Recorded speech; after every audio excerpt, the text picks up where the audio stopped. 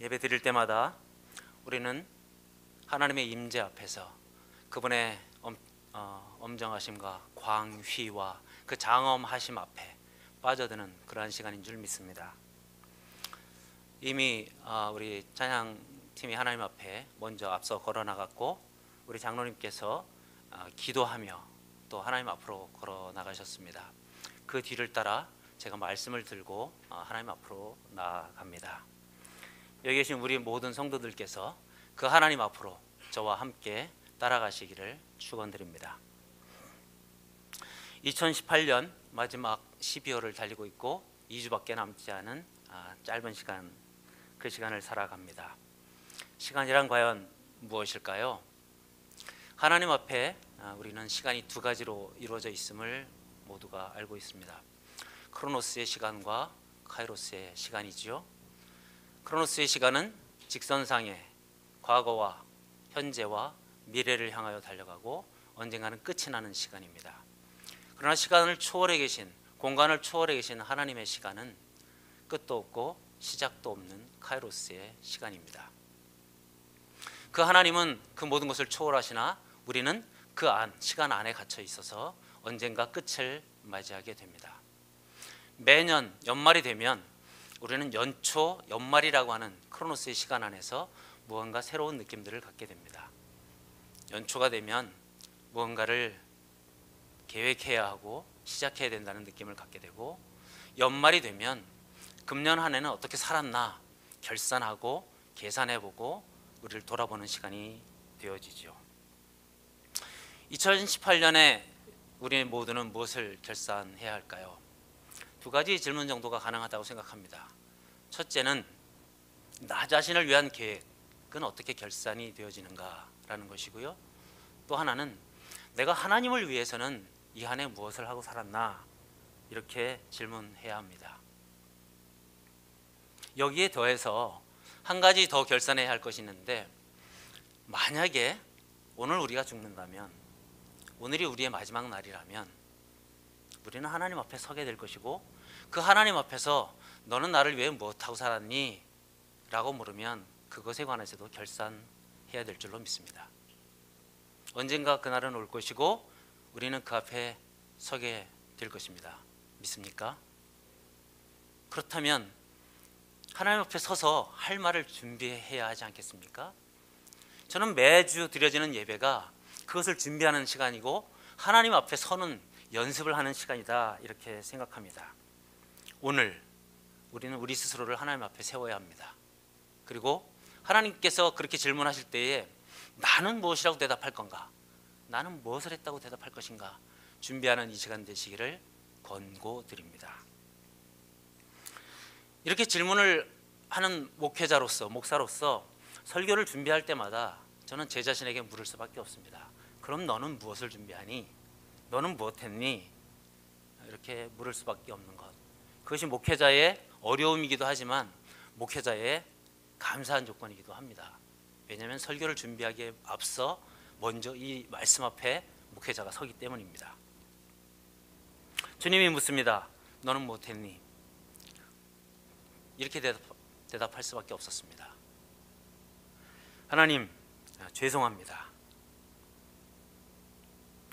금년에는 작년보다는 좀 잘하고 싶었는데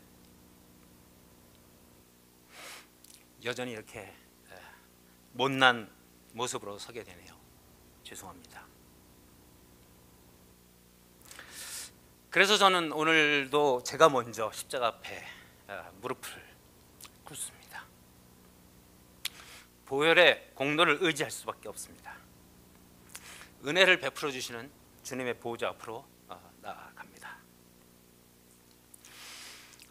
어떤 목적지를 향해 달리는 차들을 보면 그 차가 중간에 내비게이션을 우리는 많이들 사용하죠. 목적지로 향해 가는 길을 잃었을 때에 수시로 현위치를 다시 파악하고 경로를 재설정하는 것들을 봅니다.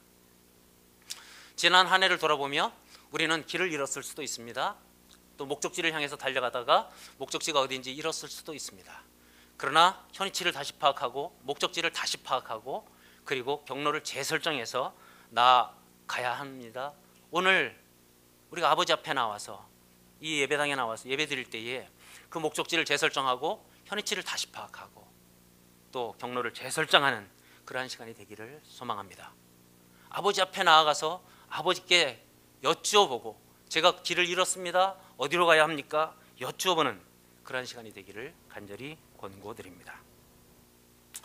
오늘 본문은 우리가 너무나 잘 알고 있는 주기도문입니다.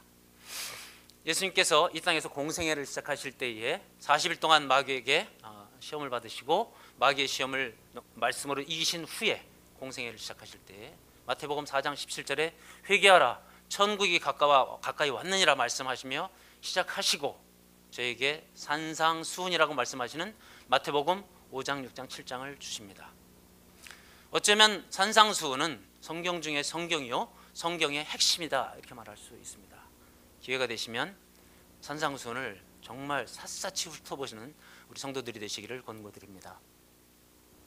그 중에서도 오늘의 주기도문은 그 5, 6, 7장의 중간에 들어있는 마치 찐빵의 안과 같은 그러한 말씀입니다. 문학적으로 얘기하면 수미상관법이라고 표현하고 유대인의 문학의 표현으로는 인클루지오라고 표현해서 양쪽 샌드위치 가운데에 있는 빵과 같은 맛있는 그 소스와 같은 그런 것이 오늘의 주기도문입니다. 우리가 신앙생활을 하면서 짧게는 몇 년에서 길게는 몇십 년까지 하셨던 우리 성도들께서 주기도문을 수도 없이 암송했는 줄로 믿습니다. 그러나 주기도문을 외우면서 여러분 가슴이 뭉클하신 적이 있으신가요? 주기도문을 암송하며 그 안에 있는 하나님을 만나서 너무나 감격스러운 그런 경험들을 하고 계신가요? 만약에 주기도문이 그 감격이 사라지고 주기도문의 내용에서 하나님을 만날 수 없다면 주기도문은 주기도문, 주문이 되어버릴 수도 있습니다. 그래서 저는 오늘 다시 주기도문을 붙들고 여러분 앞에 섭니다. 저도 주기도문을 붙들고 이 자리에 섭니다. 가끔은 한국교회가 성장하지 못한 이유를 생각을 해봅니다. 성장하지 못하는 이유 중에 저는 되게 중요한 한 가지 포인트가 있다고 생각하는데요. 피상성이라는 단어입니다. 교회를 나오는데 교회를 왜 나오는지에 대해서 물으면 답을 못합니다. 예배를 드리는데 우리가 누구 앞에 서서 예배를 드리는지 그리고 그 예배가 어떤 의미인지 말을 못합니다. 주기도문을 외우는데 주기도문의 내용이 도대체 누구에게 드려지는 기도이며 그 내용이 무엇인지를 말을 하지 못합니다. 이 피상성이 우리를 건강하지 못하게 만들었습니다. 이런 예를 하나 듭니다. 제가 어렸을 때 우리나라는 다 가난했습니다. 60년대 후반 70년대는 정말 한 끼 한 끼 먹기가 힘들었습니다. 근데 저희 아버님이 어느 날 파인애플을 사오셨습니다. 그 당시 파인애플은 상당히 귀한 과일 중에 하나였고요. 그런데 오남일녀에 할머니까지 아버지 어머니까지 8명 9명이 같이 파인애플 하나를 놓고 이걸 어떻게 먹나 고민했습니다. 아버님께서 근사하게 파인애플을 칼로 뽀개고 속을 잘 꺼내주신 게 아니고 파인애플 껍질에 이렇게 하나씩 이렇게 되어 있는 껍질 하나씩 자녀에게 뜯어서 주셨습니다. 그게 먹는 건 줄 알았습니다. 하나씩 주시는데 이게 파인애플이구나 그러고서 받아서 먹었는데 껍질이 무슨 맛이 있었겠습니까? 혓바늘만 돋고 혀만 아프고 맛이 하나도 없었습니다. 그래서 파인애플은 맛이 없는 거구나 이렇게 알았습니다. 근데 어느 날 장성에서 여러 곳에 가서 파인애플 속을 잘 발라놓은 것을 먹었는데 파인애플의 즙과 파인애플이 그렇게 달고 맛있는 것인지 그제서야 알았습니다. 껍질을 벗겨내고 먹어야 파인애플은 맛있습니다. 주님의 말씀도 똑같습니다. 여러분 껍질을 먹어서는 혓바늘만 돕니다. 말씀은 정말 깊이 묵상하고 그 말씀에서 하나님이 뭐라고 말씀하시는지 하나님의 음성을 듣기 전에는 그 말씀은 내 안에서 살아서 움직이는 말씀이 되지 않습니다. 오늘 주기도문도 똑같습니다. 말씀을 깊이 보는 그런 우리 되기를 바라서 이 주기도문을 들고 섭니다. 주기도문 이렇게 시작합니다. 너희는 이렇게 기도하라. 하늘에 계신 우리 아버지여 이렇게 시작합니다. 너희는 이렇게 기도하라? 이게 무슨 말입니까? 예수님이 지금 우리에게 너희는 제자들에게 하시는 말씀입니다. 너희는 이렇게 기도하라 이렇게 말씀하셨다는 것은 다른 사람들도 다 기도하고 있는데 너희는 이렇게 기도하라 이렇게 말씀하는 겁니다. 우리가 너무나 잘 알죠. 바리새인들은 일회에 2번 금식했고 수도 없이 기도합니다. 심지어 무슬림들은 지금 오늘날도 지금 현실 속에서도 하루에 3번씩 메카를 향해서 무릎 꿇고 기도합니다. 일하다 말고도 기도합니다. 우리는 그들의 기도보다 더 기도해야 되는 사람들이고 너희는 당연히 그렇게 기도하고 있다라고 예수님은 전제하고 말씀하시는 겁니다. 이 주기도문은 누가복음 11장에서 병행구절로 주기도문이 또 나옵니다. 누가복음 11장에서 예수님이 이렇게 말씀하십니다. 제자들이 예수님께 나왔습니다. 그리고 제자들이 예수님께 요청합니다. 요한이 제자들에게 기도를 가르쳐 준 것처럼 우리도 기도를 가르쳐 주옵소서. 이렇게 요청할 때에 예수님이 이렇게 답을 주신 겁니다. 주님께서 가르쳐 주신 기도입니다. 너희는 이렇게 기도하라. 그러면 예수님이 가르치신 기도니 이것은 기도의 모본 중에 모본이다, 이렇게 말씀드릴 수 있습니다. 더구나 이 주기도문의 내용은 가만히 살펴보면 두 꼭지로 나옵니다. 첫째는 기도의 대상이 누구인지를 밝힙니다. 두 번째는 기도의 내용이 무엇인지를 밝혀줍니다. 첫 번째, 기도의 대상, 하늘에 계신 우리 아버지요. 기도의 대상은 하늘에 계신 우리 아버지이십니다. 여러분, 기도할 때에 아버지께 나아가는 여러분 느낌과 기분은 어떠십니까? 가슴이 떨리십니까? 짜릿하십니까? 두렵습니까? 아니면 뭔가 막 기대감으로 충만합니까? 하늘에 계신 아버지에 대한 내용이 우리 가운데 음미되어지고 피상성을 벗겨내고 속에 있는 걸 먹지 않으면 그 아버지께 나아가는 그 느낌과 기분이 우리 가운데 절대 살아나지 않습니다. 그냥 주문처럼 하늘에 계신 우리 아버지요 이렇게 지나가게 됩니다. 따라서 그 껍질을 벗겨내 보기를 원합니다. 하늘에 계신, 하늘이 어디입니까? 스카이입니까? 헤븐입니까? 유니버스입니까? 코스모스입니까? 하늘이 도대체 어디입니까? 하늘에 관하여서는 사실 우라노스라고 하는 헬라어 단어를 쓰는데요. 하늘은 성경에서 여러 가지로 표현됩니다. 고린도후서 12장 2절을 제가 한번 읽어드리겠습니다. 내가 그리스도 안에 있는 한 사람을 아노니 그는 14년 전에 셋째 하늘에 이끌려간 자라. 사도 바울의 이야기죠. 하늘을 셋째 하늘이라고 얘기합니다. 성경은 7층 천 이런 표현도 씁니다. 히브리서 7장 26절은 이렇게 말합니다.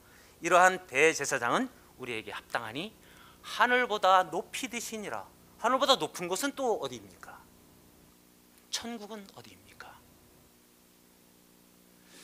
하늘에 관한 많은 이야기들은 이 시간에 다 할 수 없습니다. 우리 인간의 인지 능력으로 도저히 상상할 수 없는 어떤 나라일 겁니다. 그래서 요한은 하늘나라를 12진주문이 있고 하나님 보좌가 있고 그 앞에 생명수 강가가 흐르며 그 옆에는 사시사철 열매를 맺는 나무들이 있고 황금으로 깔려 있고 우리 인간의 상상력을 동원해서 겨우 만들어 놓은 것이 그게 하늘나라, 하나님 나라입니다. 우리는 잘 모릅니다. 저도 잘 모릅니다. 언젠가 그 나라에 함께 가서 우리 눈으로 확인하게 되기를 여러분을 초청합니다. 이럴 때 아멘 해주셔도 괜찮아요. 초청합니다. 오늘 하늘에 계신이라고 표현했을 때 이 하늘을 신학자들은 전능하신 하나님, 천지를 창조하신 하나님이라고 표현하는 하늘에 계신입니다. 한 가지 아주 쉬운 질문을 하나 드리겠고 여러분은 아멘으로 꼭 답해 주셔야 되는 질문을 하나 하겠습니다. 태초에 하나님께서 천지를 창조하시라. 창세기 1장 1절을 믿으십니까? 감사합니다. 우리는 천지를 창조하신 걸 믿습니다. 그 하나님은 천지를 창조하셨습니다. 우주에 관한 연구를 해보면 이렇습니다. 우주의 은하계에, 태양계에는 수금지와 목토천의 명 8개의 별이 있을 뿐입니다. 그러나 은하계에 몇 개의 별이 있는지 아십니까? 2천억 개의 별이 있습니다. 2천억 개의 별이 있는 은하계에 그 같은 은하계가 몇 개나 있는지 아십니까?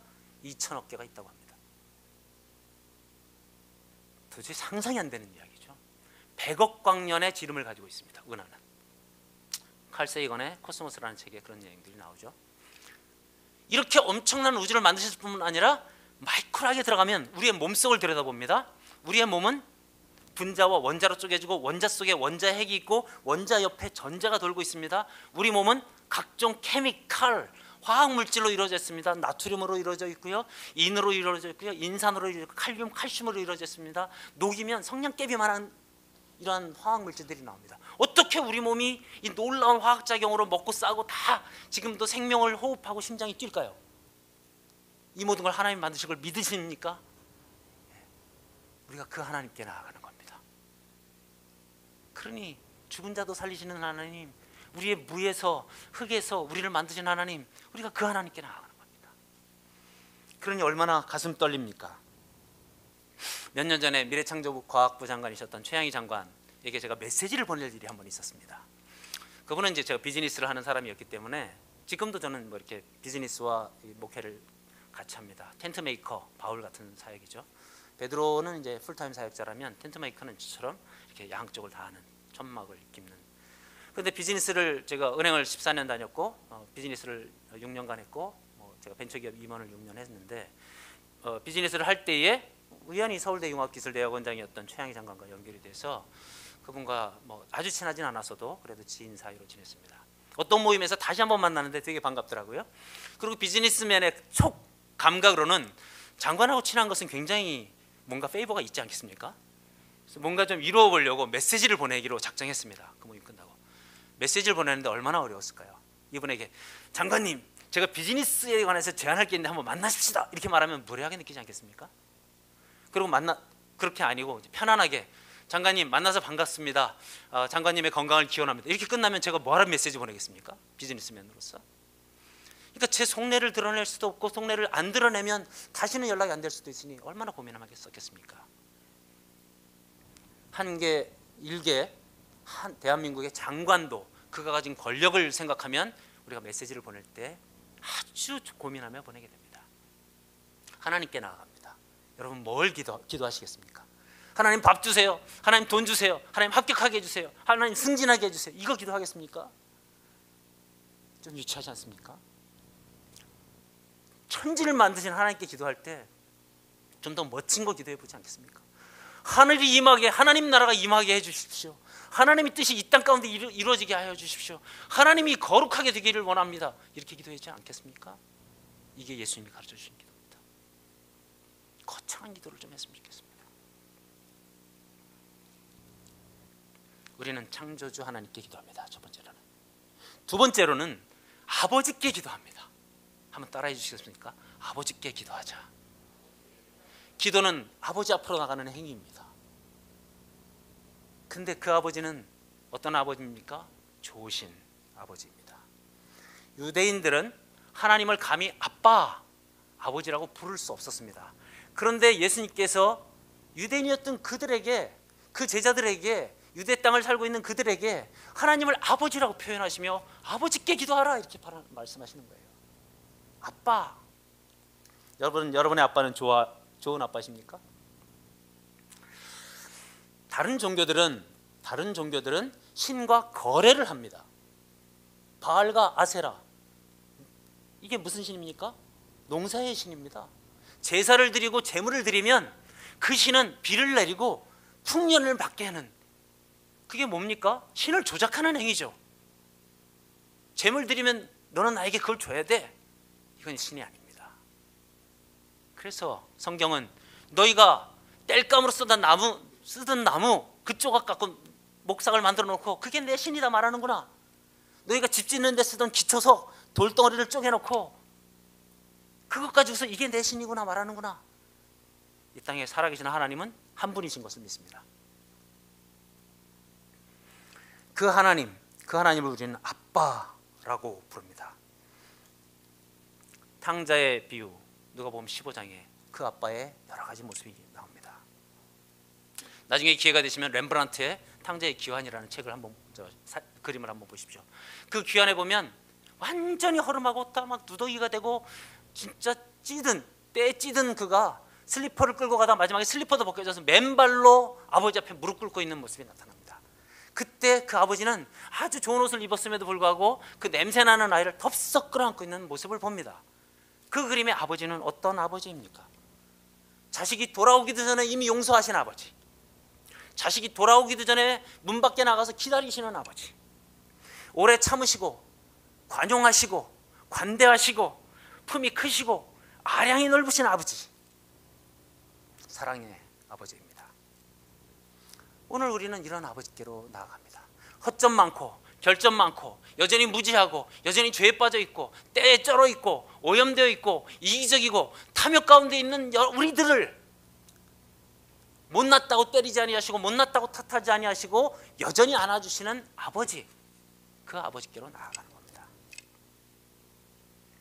사실 그러나 그 아버지께로 나아갈 때에 가끔은 이런 문제에 걸려있는 분들도 많이 발견합니다. 내 육신의 아버지가 그렇게 좋은 아버지가 아니셨어요.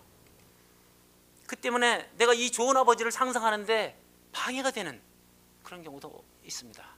사실은 저의 사례이기도 합니다. 저희 아버님 4년 전에 작고하셨습니다. 하나님 잘 믿으시고 마지막에 돌아가시기 전에 아파트에 살았었는데 암으로 이제 돌아가셨는데 저희 집에서 4개월간 모시다 돌아가셨는데 아버지 천국에 대한 소망 있으세요? 그러니까 처음엔 자신 없다고 하셨어요. 얼마나 목회자로서 우리 아버지가 천국에 자신이 없다니. 아버지 천국은 우리의 공로로 가는 거 아니잖아요. 우리의 행위로 가는 거 아니잖아요. 아버지 아시잖아요. 예수님의 그 보혈 공로로 가는 거예요. 아버님이 돌아가시기 한 일주일 전에 이런 고백을 하셨어요. 야, 저기서 누가 노래를 저렇게 부르냐? 그리고 저 사람들은 누구야? 왜 자꾸 저기서 오르락내리락 해? 아파트 12층입니다. 아버님 천국 가신 걸 확신합니다. 그런데 그 아버지가 놀랍게도 6.25 때 이제 참전 용사하셨고 상위 용사십니다. 그리고 죽음의 고비를 많이 넘나드신 분이라 그 아버지는 사랑을 막 깊이 받아보신 분이 아니셨어요. 그러다 보니 자식들을 사랑하는 방식을 몰라요. 칭찬하실 줄도 몰라요. 그러니까 늘 혼내시고 늘 꾸중하시고 어쩌다가 술 한잔 하시면 그 척박한 그 6.25 전후에 우리나라의 경제 상황 속에서 밥 한 끼를 먹기가 힘들었으니까 할머니까지 모시고 10식구가 먹여 살리는데 아버지 혼자 얼마나 힘드셨을까요? 그러니 집에 와서 술 한잔 하시면 술주정하시고 폭행하시고 어린 초등학생 저로서는 아버지가 싫었습니다. 싫을 정도가 아니었어요. 제가 고등학교 정도 됐을 때는 몸도 저도 컸잖아요. 그때는 저는 아버지를 정말 때리고 싶을 정도로 미워했어요. 그렇게 미워했던 제가 하나님 아버지가 좋은 분이라는 것을 제가 받아들이는데 아주 힘들었어요.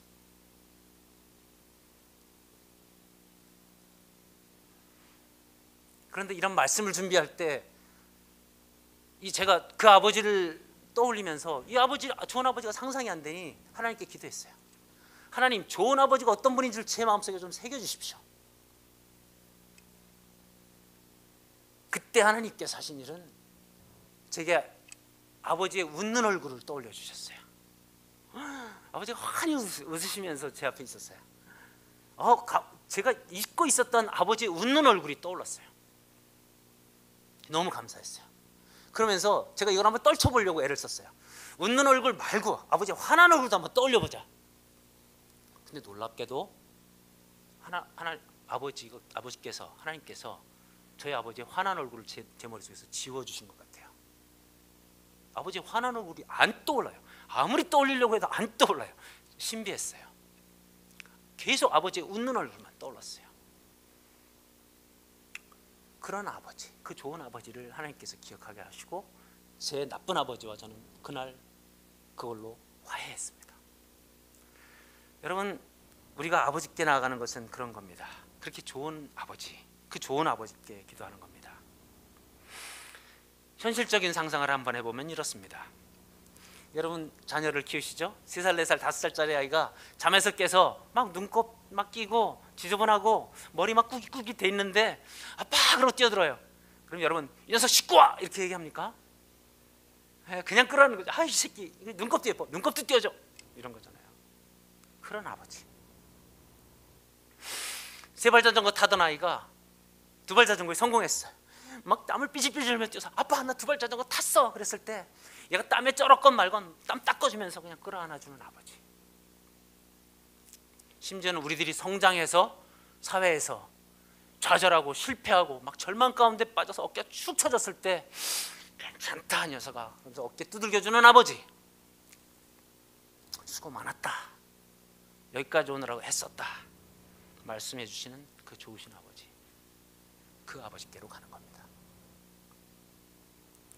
하늘에 계신 우리 아버지여 부르실 때 여러분의 머릿속에, 우리의 머릿속에 이런 영상들이 떠올랐으면 좋겠어요.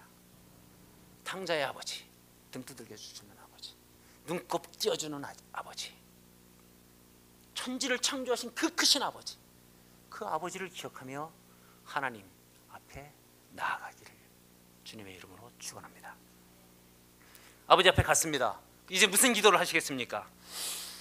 예수님께서 기도의 내용을 6가지로 알려주십니다. 그런데 그 6가지는 아까 말씀드린 것처럼 하나님 이름이 거룩히 여김을 받으시며 나라 임하옵시며 뜻이 하늘에서 이루어진 것 같이 이루어지기를 바랍니다라고 하는 하나님을 향한 기도가 세 꼭지고요. 뒤에 세 꼭지가 있습니다. 오늘날 우리에게 일용할 양식을 주셨고, 우리가 우리에게 죄 지은 자를 사하여 준 것 같이 우리의 죄를 사하여 주셨고, 우리를 시험에 들지 말게 하옵시고 다만 악에서 구하옵소서. 일용할 양식의 기도와 죄사함에 대한 기도와 우리를 악에서 건져달라고 하는 기도, 여기 다 우리라는 표현이 들어있습니다. 이것은 공동체가 무엇을 위해서 기도해야 되는지를 알려주시는 기도입니다. 공동체가 나만의 일용할 양식을 위해서 기도하지 아니하고 우리의 일용할 양식을 위해서 기도하는 것, 공동체가 나만의 죄사함을 위해서 기도하는 것이 아니라 우리의 죄사함을 위해서 기도하는 것, 공동체가 내가 죄에 빠지지 않고 악에서 건져달라고 하는 것이 아니라 우리 모두를 악에서 건져주시옵소서, 시험에 들지 말게 하옵시고 악에서 건져주시옵소서 하는 기도, 이게 뒤에 세 꼭지입니다. 근데 조금 전처럼 이렇게 깊이 묵상하면 이 6가지를 다루는데 아마 6주가 걸릴 겁니다. 따라서 오늘은 앞쪽의 3개 중에서 거룩히 여김에 대한 이야기만 하겠습니다.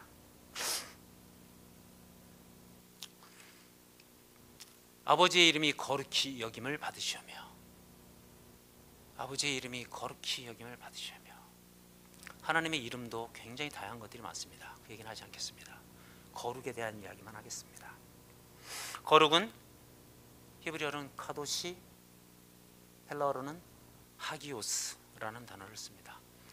우리나라의 그 기저귀 하기스 있죠? 그게 헬라어 원전에서 온 단어입니다. 하기스, 깨끗하다, 순결하다, 이런 단어입니다. 거룩을 이해해야 하나님의 이름이 거룩히 받는다는 것을 이해할 수 있지 않습니까? 거룩은 무엇입니까? 성경에 469세 거룩이라는 단어가 나옵니다.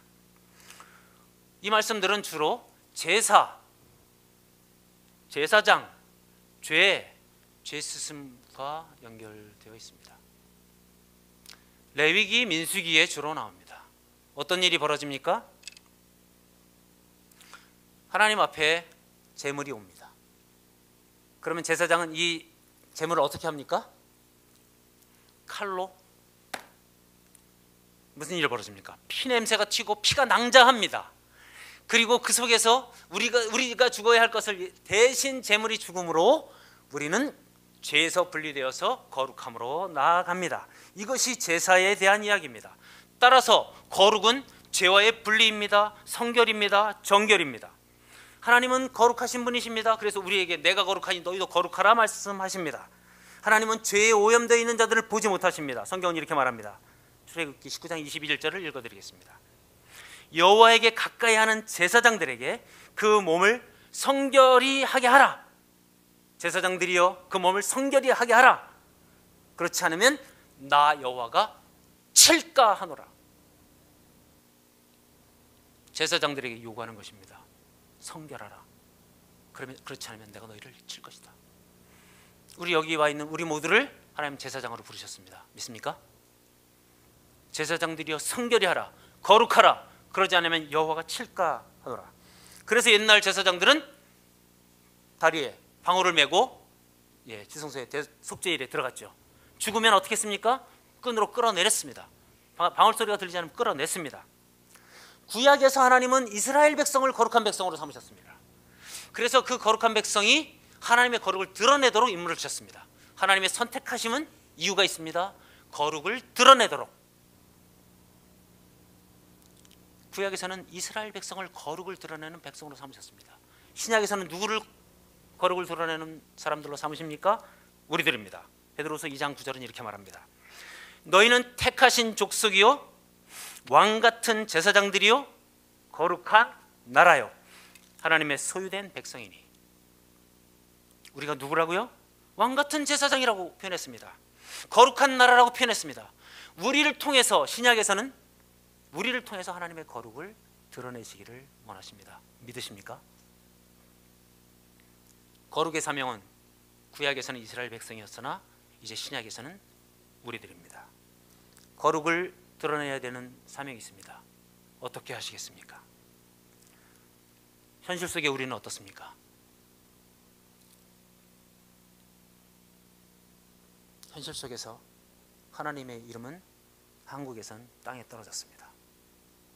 먹칠을 했습니다. 더럽혀졌습니다. 거룩을 나타내야 될 우리들이 거룩을 나타내기는커녕 더 이기적이고 더 탐욕에 있고 은밀한 죄, 교활한 죄, 육신의 정욕, 안목의 정욕, 이생의 자랑에 빠져있는 우리들의 모습들이 사방에서 폭로되었습니다. 만몬에 사로잡혔습니다. 반목하고 분리했습니다. 사랑하라고 하시는 주님의 말씀을 온데간데 없고 우리 마음에는 미움과 분노와 시기와 질투와 욕심이 가득합니다. 마음에 있는 것들이 밖으로 토해지기 시작합니다. 그래서 결국 독한 말들이 나옵니다. 독한 행위가 나옵니다. 그 독한 말들이 비수처럼 서로를 죽이고 그리고 분리되고 하나님의 이름마저 땅에 떨어뜨렸습니다. 우리가 하나님을 사랑한다고 말합니다. 입술로는 하나님을 사랑한다고 말합니다만 우리는 죄를 더 사랑합니다. 하나님과는 멀리 지냅니다. 말씀과는 멀리 지냅니다. 성령 충만과는 거리가 멉니다.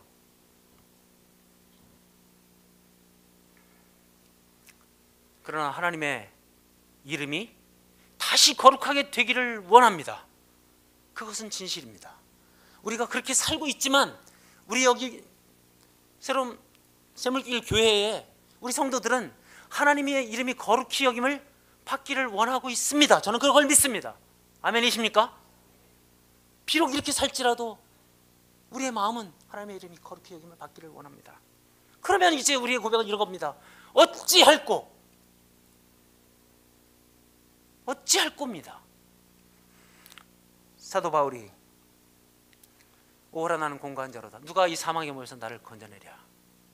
어찌할꼬? 이 고백이 우리의 고백인 줄 믿습니다. 어찌할까요? 다시 아버지께로 돌아가야 합니다.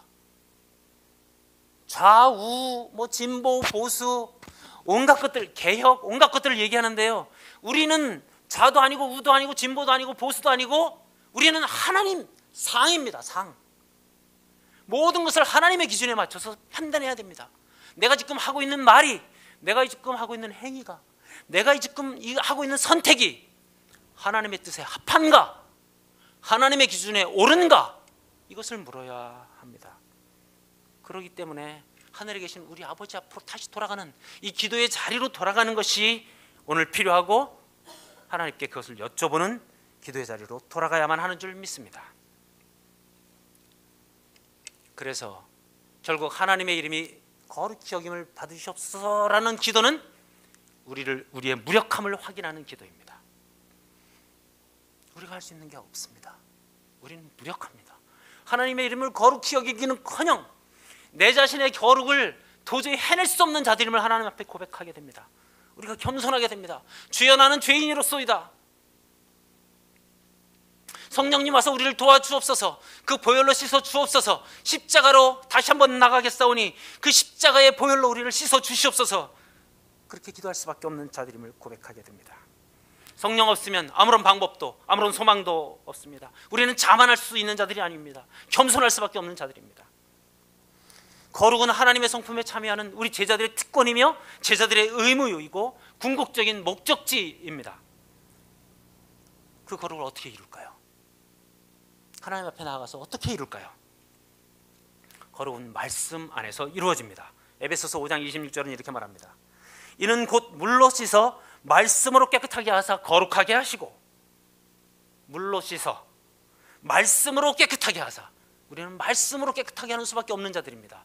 우리가 다른 것으로 깨끗하게 할 수 있습니까? 세상 철학으로 깨끗하게 합니까? 자기계발서 100권을 읽으면 우리가 깨끗해집니까? 그렇지 않습니다. 진리의 말씀만이 우리를 소생케 합니다. 여호와의 율법은 완벽하여 완전하여 우리를 소성케 하며 여호와의 말씀으로 우리가 소성케 되는 줄로 믿습니다. 그 진리의 말씀을 깊이 묵상하고 진리의 말씀에 창념하고 주의하러 묵상할 때에 그 말씀이 우리를 거룩하게 할 줄로 믿습니다. 두 번째는 거룩은 사랑 안에서 이루어집니다. 에베소서 1장 4절은 이렇게 말합니다.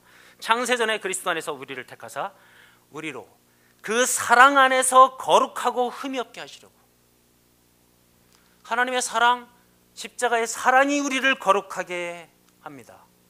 십자가에서 예수님이 다 이루었다. 무엇을 이뤘습니까? 우리의 구원을 이루었습니다. 죄와 상관없는 자로 만들어 주셨습니다. 그때만 우리는 거룩합니다. 십자가의 보혈이 우리 가슴에 흘러 넘쳐날 때만 우리는 거룩합니다. 잘 아시지 않습니까? 성령 세례 마셨던 분들 아시지 않습니까? 성령 충만할 때만 우리는 거룩의 모습을 좀 갖습니다. 성령 충만이 사설 우리 속에서 진리의 말씀이 사라지고 매일매일 성령의 충만이 이루어지지 않을 때는 우리는 어느새 성질 충만하지 않습니까? 성령 충만 외에는 답이 없습니다. 십자가의 사랑, 그 사랑으로 가득할 때만 우리는 하나님의 백성다워지고 우리는 제자다워지고 성도다워집니다. 그 사랑 없이 우리는 아무것도 아닙니다. 그러니 무릎 꿇고 주님 그 보혈로 다시 한번 씻어주십시오. 주님 그 보혈로 나를 적셔주십시오. 주님 그 보혈로 나를 가득 채워 주옵소서. 이렇게 기도할 수밖에 없지 않겠습니까? 그것이 하나님의 이름이 거룩히 여김을 받는 유일한 방법입니다. 우리의 거룩을 세상 사람들이 볼 겁니다. 우리 안에 말씀이 충만하고 우리 안에 십자가의 사랑이, 보혈의 사랑이 충만하면 세상 사람들은 우리를 보고 말할 겁니다. 너희가 거룩하구나. 하나님의 거룩을 닮았구나. 이렇게 말씀해 줄 겁니다. 말씀을 맺으려 합니다. 서론에서 언급했듯이 그날은 옵니다. 종말의 그날에도 올 것이고 우리의 죽음이 끝났을 때도 올 것이고 언제 올 줄 우리는 아무도 모릅니다. 그날이 올 것입니다. 그때 우리가 행했던 모든 일, 우리가 했던 모든 말, 우리가 겉으로는 표현하지 않지만 속에서 부글부글 끓었던 모든 생각 아시는 그분께서 물으실 겁니다. 그분 앞에 우리는 결산해야 합니다. 설명해야 합니다. 우리가 했던 모든 말, 행동, 생각에 관하여 그 이유를 설명해야 합니다. 로마서 14장 11절은 이렇게 말합니다. 기록되었으되 주께서 이르시되 내가 살아노니 모든 무릎이 내게 무릎 꿇을 것이요 모든 혀가 하나님께 자백하리라 했느니라. 우리는 자백해야 합니다. 너 왜 그렇게 했니? 하나님 그땐 제가요 욕심이 났어요. 너 왜 그렇게 했니? 하나님 제가요 그때 걔가 미웠어요. 너 왜 그렇게 했니? 하나님 제가 그때 무식했어요. 뭔가 말을 해야 됩니다. 그러지 않기 위해서 오늘 우리는 하나님 앞에 나아가서 하나님 우리를 보혈로 채워주십시오. 하나님 진리의 말씀으로 채워주십시오. 그래서 하나님의 선하시고 온전하시고 기뻐하신 뜻이 무엇인지 분별할 수 있는 분별력을 주십시오. 이렇게 기도해야 합니다. 우리의 말, 행동, 생각, 모이는 이유, 흩어지는 이유, 어쩌면 지금 이곳에 와서 예배드리는 이유조차도 너 왜 예배드렸니? 그 예배드리는 이유조차도 하나님 앞에서 우리는 설명해야 할 것입니다. 처절하게 종말론적 관점에서 매일 매주 주 앞에 예배드리고 하나님 앞에 가는 우리들이었으면 좋겠습니다. 오늘도 하나님 아버지 앞에로 나아갑니다. 미리 나아갑니다. 언젠가 하나님 앞에 나아갈 텐데 매주 예배의 자리에서 우리는 미리 하나님 앞에 서는 연습을 하게 됩니다. 하나님은 내 이름이 너희를 통해서 거룩해지길 원한다 말씀하셨습니다. 우리가 우리의 진리의 말씀으로 채우고 사랑의 말씀으로 채워서 그 거룩이 흘러나가게 되는, 그래서 우리를 통하여 세상 모든 사람들이 하나님의 이름을 다시 거룩하게 다시 존귀케 여기는 데에 우리 모든 성도들이 쓰임받게 되기를 주님의 이름으로 축원합니다. 함께 기도했으면 좋겠습니다. 우리는 주기도문을 통해서 하나님의 이름이 거룩히 여김을 받기를 기도합니다. 우리의 말이 우리 말 입술 끝에서 떨어지고 마는 것이 아니라 우리 가슴 깊은 곳에서 나와서 정말 하나님의 이름이 거룩히 되기를 원합니다. 하나님의 이름이 거룩히 되기 위하여 내가 먼저 주 앞에 거룩하겠습니다. 진리의 말씀으로 채워 주옵소서, 보혈로 채워 주옵소서 외치며 기도하는 우리 모든 성도가 되시기를 바라며 함께 기도하겠습니다.